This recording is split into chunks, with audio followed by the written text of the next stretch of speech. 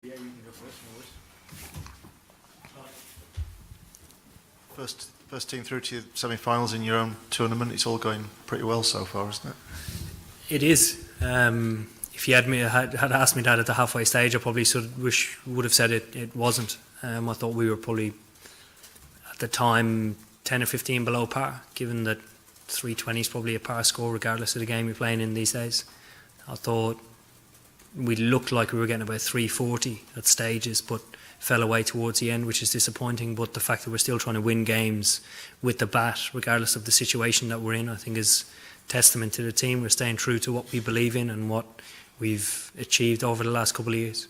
And then at 150 for two, the chase was on, and you badly needed a wicket, didn't you? Bring Mark Wood back, and he gets it for you. Do you feel like you've just got the resources at the moment to do stuff for you? I think we do. I thought we were a little bit unlucky throughout our partnership. I thought Kane and Ross played well, but we still sort of created half chances where a diving catch one way or the other, or a ball just going to hand wasn't too far away. So that's encouraging within itself. And I think given games that we've played against South Africa recently, where we've turned games around, the game at Leeds where Amla and Faf got going, and then we managed to take 2 wickets quite quickly, and then the Southampton game where we've pulled it out of the bag out of nowhere, it breeds a bit of confidence. So with the inconsistency of the pitch, I thought if we genuinely did take one, we would take 2. Lawrence,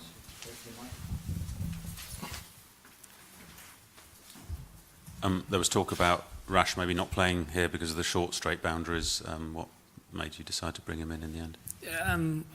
Probably the opposition convincing me more so than anything. He's always bowled well against New Zealand. I'm not sure why that is, but certainly his confidence is high against their side. So I think having a full fit Ben Stokes as well helped that decision.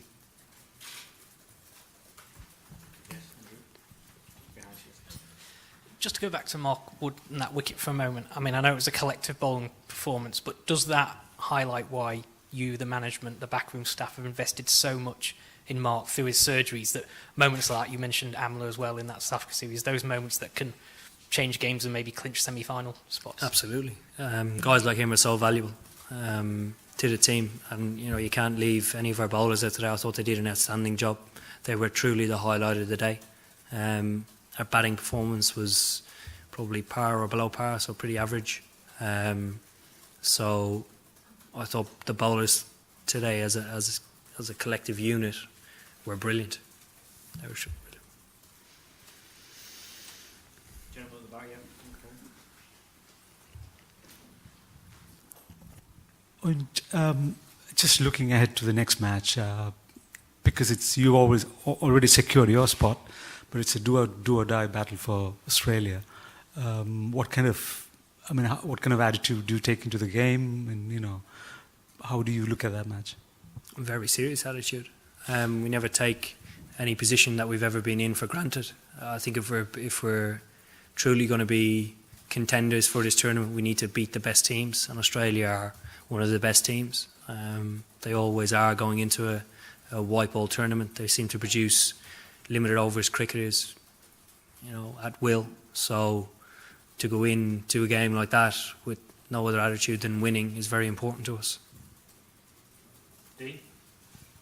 I know you'll probably have a look at the pitch and the conditions in Edgbaston, but do you, in a sense, feel that you've kind of alighted on your best team here, the way that it was a real team performance, that everyone kind of chipped in with something useful? Yeah, I certainly think so. Like I mentioned earlier and yesterday, having Ben Stokes being able to bowl 10 overs really does balance out the team. It's like playing 4 quicks, and then it allows you to maybe gamble with whatever you want, spin-wise or batter-wise. Probably not batter-wise, but bowler-wise. Just a quick question as well on Jason.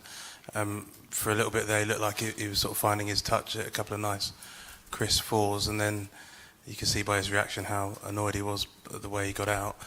Do you just kind of keep reiterating, don't worry about it, keep going, or does another kind of low score change your thinking? To me, it doesn't change very much. We'll obviously have a chat about the team, but certainly within a winning side, it's very hard to make changes going into a game where you don't really have much to lose. Okay, we're done. Yeah, thank you. Thank you very much.